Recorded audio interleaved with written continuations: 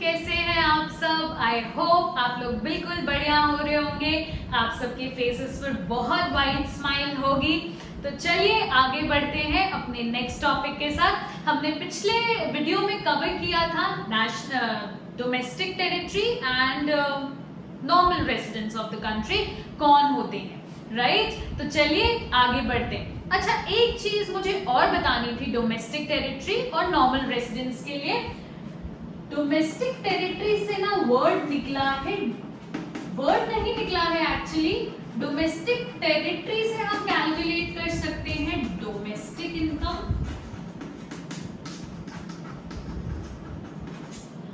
और normal residents की total income मिलाकर हम उसको बोलते हैं नेशनल इनकम।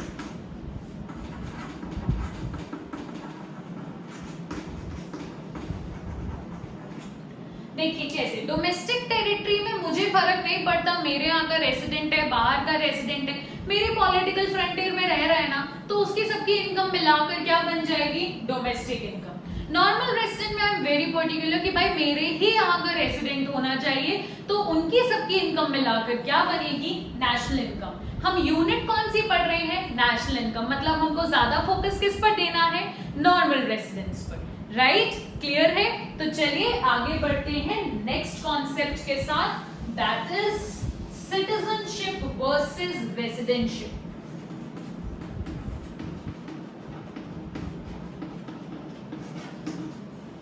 हाँ जी, तो चलिए बताइए। मैं क्वेश्चन ही इंटरेस्टिंग नोट से चालू करूंगी। क्या एक इंसान एक कंट्री का सिटीजन और दूसरी कंट्री का रेसिडेंट हो सकता है? अगर आपको बनता है तो वीडियो को पॉज करके पहले रिप्लाई करिए, फिर आगे देखिएगा। चलिए सबसे पहले देखते हैं सिटीजनशिप। मैं ऐसे कर देती हूँ। सिटीजनशिप देखिए एक लीगल कॉन्सेप्ट है, राइट? दो तरीके से मिलती है मुझे सिटीजनशिप। या तो मैं उस कंट्री में पैदा हो जाऊं, मैं अगर उस कंट्री में बॉर्न हुई हूं तो, या तो if I am not born in that country तो मुझे अप्लाई करना पड़ेगा सिटीजनशिप के लिए through legal procedure.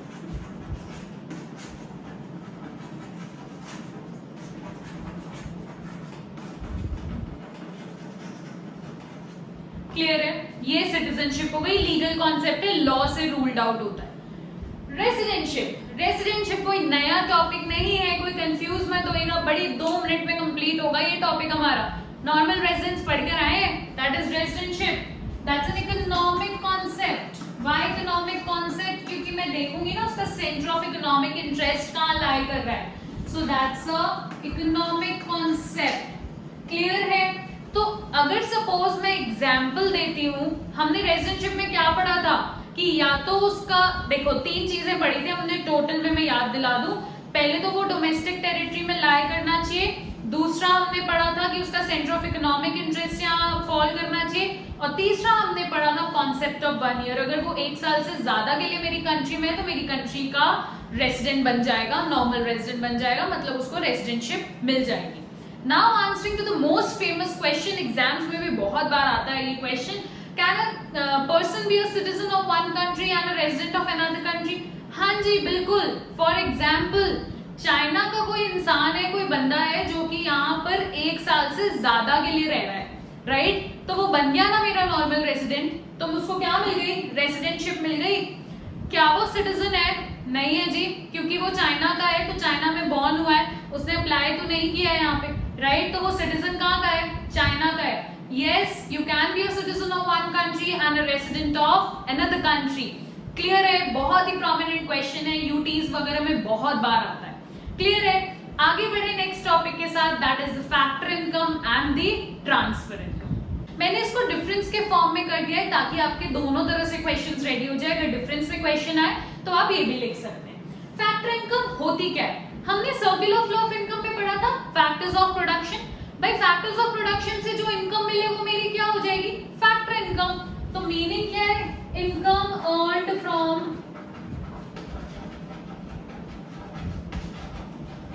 Factors of production.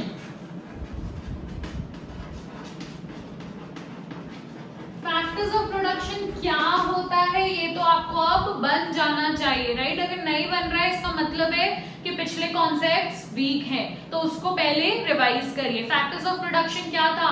Land, labour, capital and entrepreneur. Factors of production like land, labour, capital and entrepreneur. Okay, transfer income क्या होती है? Transfer income ना यूनिलेटरल इनकम भी बोलते हैं, जिसको हम यूनिलेटरल बोल लीजिए, वन साइडेड इनकम बोल लीजिए। इसका मतलब क्या होता है? देखिए, ट्रांसफर इनकम मतलब एक तरफा इनकम आना। फैक्टर इनकम मतलब मैंने कुछ सर्विसेज प्रोवाइड की है तो उसके बदले में मुझे पैसा मिल रहा है, तो दोनों तरफ से काम चल रहा है। ट्रांसफर इनकम मतलब क्या? एक तरफा। मैं चाहे आपको सर्विसेज दूं ना दूं, आपको मुझे पैसा देना है। जैसे आप सबको पॉकेट मनी मिलती है, that is a transfer, that is your transfer income. आप कोई बदले में उसके पापा को कुछ काम करके थोड़ी देते हैं जो आपको पॉकेट मनी उसके बदले में ही मिलती है। आपको तो कभी भी पॉकेट मनी मिल जाती है, right? That's why it's a one sided और यूनिलेटरल। यूनिलेटरल का मतलब भी होता है एक तरफा, राइट? तो ट्रांसफर इनकम का डेफिनेशन हम क्या लिखेंगे? Transfer income refers to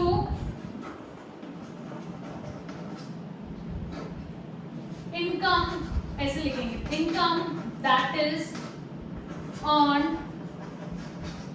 without rendering any productive service। आप इसमें और चीज ऐड कर सकते हैं, income earn through rendering productive services, right? उसका जस्ट ऑपोजिट, ताकि डिफरेंस में अच्छा दिखे। नेचर मतलब क्या ये नेशनल इनकम और डोमेस्टिक इनकम में इंक्लूड होगा? हाँ जी भाई, मेहनत की कमाई हुई इनकम है, नेशनल इनकम में भी इंक्लूड होगा।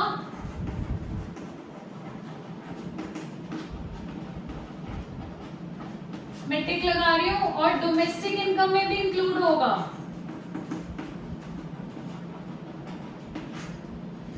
क्या ये ट्रांसफर इनकम इंक्लूड होगा?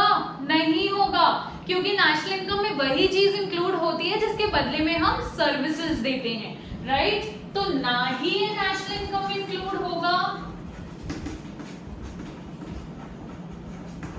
ना ही ये डोमेस्टिक इनकम में इंक्लूड होगा, क्योंकि इसके बदले में आपने कोई सर्विसेज नहीं दी ना। और आप ये भी सोच सकते हैं कि वही चीज नेशनल इनकम या डोमेस्टिक इनकम में इंक्लूड होती है जिससे कुछ आउटपुट क्रिएट हो, इकोनॉमी में पैसा रेगुलेट हो, right? Concept, this is an earning concept. आपने पैसा कमाया है, और this is a receipt concept, जिसको आप रिसिप्ट बोलते हैं ना, that is not receipt, that is receipt, right? सीधा सीधा है, रिसीट कॉन्सेप्ट है और ये अर्निंग कॉन्सेप्ट है। एक तरफा पैसा मिल रहा है, कोई आप पैसा कमा नहीं रहे हैं। रेसिपिएंट किन लोगों से मिल रहा है, किन चीजों से मिल रहा है? फैक्टर्स ऑफ प्रोडक्शन से मिल रहा है। क्या क्या चीजें हैं? Land, labour, capital, entrepreneur. किनसे मिल रहा है?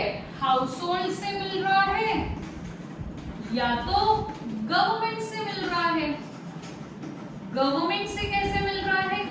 फॉर एग्जाम्पल, गवर्नमेंट को अगर टैक्स मिलता है तो गवर्नमेंट के लिए ट्रांसफर इनकम है। अब आप सोचो कि गवर्नमेंट तो बदले में मुझे बहुत सर्विसेज देती है, क्या वो आपको टैक्स के बदले में देती है? नहीं, आपने टैक्स भरा, आपके बाजू वाले ने टैक्स नहीं भरा। रोड तो सबके लिए बन रही है ना। क्या वो ऐसा होता है कि आपने टैक्स दिया है तो जी हम आपके घर के आगे की रोड बना देते हैं, उसके घर के आगे की नहीं बनाएंगे, राइट? गवर्नमेंट इन जनरल खर्चा कर रही है on the citizens of the country. उसका फर्ज है, उसका बनता है कि वो बनाए रोड, सर्विसेज प्रोवाइड करे, लेकिन सिर्फ टैक्स के बदले में नहीं, राइट? तो गवर्नमेंट को जो टैक्स मिल रहा है वो उसकी क्या हो गई? ट्रांसफर इनकम हो गई।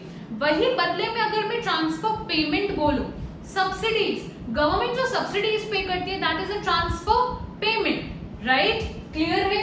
चलिए एग्जाम्पल के तौर पे लैंड से क्या मिलता है, रेंट, लेबर से क्या मिलता है, वेजेस, कैपिटल से क्या मिलता है, इंटरेस्ट, एंटरप्रेन्योर से क्या मिलता है, प्रॉफिट। ट्रांसफर इनकम का क्या हो गया आपका, ओल्ड एज पेंशन जो मिलती है वो आपका एग्जाम्पल में हो सकता है।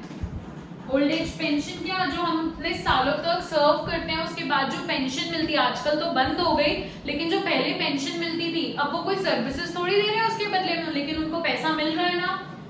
अनएम्प्लॉयमेंट अलाउंस, कि भाई बेरोजगार है लोग तो बदले में सरकार पैसा दे रही है। पॉकेट मनी लिख सकते हैं आप, और भी बहुत सारे एग्जाम्पल्स हैं जो आप कवर कर सकते हैं। आपको क्लियर हो गया। अब एक चीज और बची है, ट्रांसफर इनकम के अंदर ना दो चीजें आती है, एक होता है करंट ट्रांसफर और एक होता है कैपिटल ट्रांसफर। तो वो भी मैं एक आपको डिफरेंस के फॉर्मेट में पढ़ा देती हूँ, ताकि कभी बाय चांस डिफरेंस के फॉर्मेट में आए तो आपको लिखते बने। चलिए तो देखते हैं करंट ट्रांसफर और capital transfer. These are the part of the transfer income, right? So current transfers are first point made out of income, right? कि आपको पॉकेट मनी मिली कर, देखिए आप करंट और कैपिटल नेचर तो अब आप 12th में तो आपने इतना तो अकाउंट्स में पढ़ लिया होगा, राइट? तो made out of income, current transfer का सबसे बड़े एग्जांपल में पॉकेट मनी लेकर चल रही हूँ, राइट? कि पापा की जेब से जो इनकम होती है उसमें से आपको मिल जाता है। कैपिटल ट्रांसफर कैपिटल नेचर का है तो definitely will be made out of wealth of the pair. जो भी आपको कैपिटल ट्रांसफर दे रहा है वो अपनी वेल्थ में से निकाल कर दे रहा है। इसका एग्जाम्पल हम देख लेते हैं, वॉर डैमेजेस। मैं एग्जाम्पल पहले क्यों ले रही हूँ कि आपको समझ आए। जैसे सपोज वॉर में जब बहुत ज्यादा डैमेजेस हो जाते हैं तो फैमिलीज को गवर्नमेंट कुछ पैसा देती है, ताकि ये डैमेज हुआ है तो ठीक है आप लीजिए, आप ताकि कंपेंसेट कर पाए फॉर द लॉस, राइट? एक तरफा पेमेंट है ये, एक तरफा उनको पैसा मिल रहा है, उन्होंने कोई सर्विसेज तो प्रोवाइड किए नहीं, राइट? तो गवर्नमेंट की वेल्थ में से निकल कर दे रहा है। करंट है तो डेफिनेटली रेगुलर इन नेचर होगा,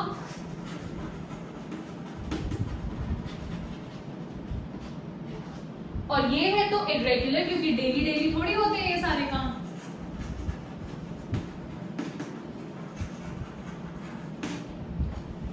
नेक्स्ट इज, ये तो कंजम्पशन पर्पस के लिए होता है, भाई पॉकेट मनी है, कंजम्पशन पर्पस है, और ये कैपिटल फॉर्मेशन के लिए होता है। कैपिटल फॉर्मेशन मतलब या तो इन्वेस्टमेंट पर्पस के लिए, या तो हम कोई एसेट बिल्डिंग कर रहे हैं उसके लिए।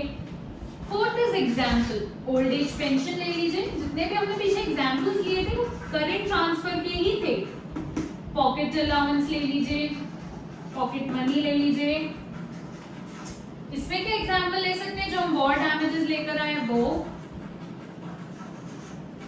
दूसरा capital gain tax. Capital gain tax होता क्या है, जब आप कोई प्रॉपर्टी वगैरह बेचते हैं ना, या कोई अपना बड़ा एसेट बेचते हैं ना, तो उसमें आपको गवर्नमेंट को एज अ टैक्स देना पड़ता है। कुछ पार्ट परसेंटेज फिक्स्ड होता है, उसको हम कैपिटल गेन टैक्स बोलते हैं। तो गवर्नमेंट के लिए क्या हो गई, एक तरीके से कैपिटल ट्रांसफर इनकम हो गई। तो जो हम पे कर रहे हैं तो हम तो अपनी वेल्थ में से पे कर रहे हैं, राइट? सो ये था आपका current transfer and capital transfer. I hope आपको ये कॉन्सेप्ट्स क्लियर होंगे। हम नेक्स्ट वीडियो में मिलेंगे कुछ और कॉन्सेप्ट्स के साथ, सारे बेसिक कॉन्सेप्ट्स को क्लियर करते चलेंगे। टिल देन पढ़ते रहिए and subscribe to my YouTube channel and also press the bell icon so that you can get notified if you are loving the concepts, if you are loving macroeconomics, hit the like button। मिलेंगे जल्दी next video के साथ। Tata, bye bye.